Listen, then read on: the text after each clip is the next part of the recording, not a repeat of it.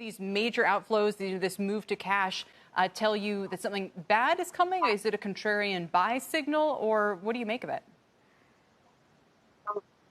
I don't know about the contrarian bicycles. I mean, I think the market's moving around enough that it has both individual and professional investors flummoxed. But, Kelly, I do think the market's gotten well out over its skis. We've got a lot of bad economic data that we've seen already, likely to get worse. We had the president, at least according to the Washington Post yesterday, suggest there could be retaliatory steps taken against China as the economy is weakening, which is our version of the Smoot-Hawley tariffs in the 1930s that exacerbated the Great Depression, were the president to take steps like these. And even someone mentioning a selective default on our debt to China had some consequences in market psychology, even though it was denied by Larry Kudlow this morning. So I think all of that, and then with the earnings picture so mixed, it's just the market ran too far too fast. And not to get really, wonky and technical, but there's been a 0.618 retracement in the market, which is one of those Fibonacci numbers that a lot of technicians look at. And we touched that a couple of days ago when we rebounded toward the highs. So I think there's both fundamental and technical factors that suggest the market might be overbought.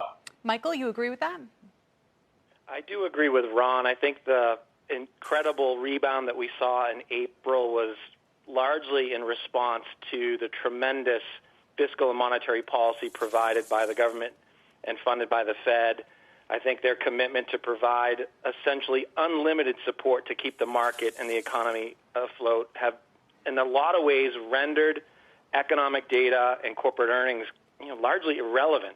So for me, going forward, Kelly, the two most important determinants of where we go from here is, does the U.S. economy reopen without incident, without an increase in the mortality rate, reintroduction of infections, that type of thing, and can we get a health solution? In the end, this is a health problem that requires a health solution, and I think that investors are going to grow impatient that these things aren't going to come as quickly as perhaps they anticipated. And Bob Pisani mentioned his discussion with our cash, and I think that folks could get impatient with how long this might take. So I do expect volatility to pick up some, and some of these short-term gains to stall a little bit here.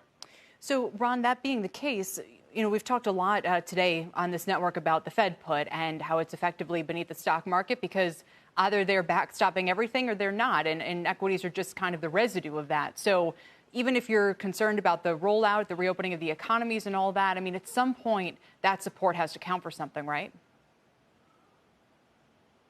Yeah, absolutely. And I think, particularly the Fed's purchases of high-yield debt, which is an equity proxy in many ways. So to the extent that they're not just, buying treasuries, mortgage-backed securities and other things, they are, in fact, buying more risky credit assets, which does, as you say, Kelly, put a floor underneath the markets. The question is, though, with, an increasing number of bankruptcies and the potential, as Bob Pisani pointed out earlier, of a return to work not working out terribly well, a lot of those things, may be looked at with a more jaundiced eye. And as much as the Fed is there, we still, at some juncture, have to see some normality return for the markets to function properly going forward. So, yeah, I do believe the Fed put is there. It may keep us from retesting or fully penetrating the lows of this bear market, but it can't do everything since, as Dan suggested, this is in full a biologic problem that has turned into both an economic and market crisis.